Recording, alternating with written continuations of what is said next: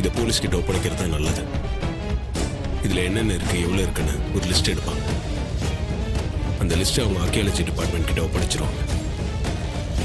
இது எல்லாமே போலீஸ் கிட்ட இருக்கிறது தான் நல்லது. இதெல்லாம் இங்க வச்சிருக்கிறதே சட்டப்படி தப்பு.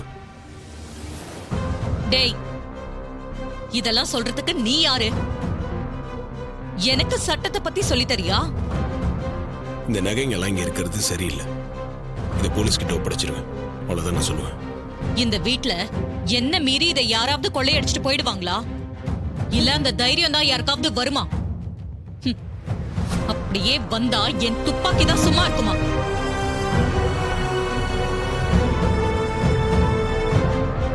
ஈஸ்வரி, மாப்பிள்ள உன் நல்லதுக்கு தானே சொல்றாரு. ஏன் அதை புரிஞ்சுக்காம விதண்டவாதம் பண்ணிட்டு இருக்க? இதை முதல்ல போலீஸ்ல ஒப்படைப்போம், அதான் நமக்கு நல்லது. ஒரு நைட் இது நம்ம வீட்ல இருக்கிறதுனால எந்த பிரச்சனையும் வந்துராது. இவ சொல்றதெல்லாம் கேட்கணும்னு எனக்கு அவசியமே இல்ல.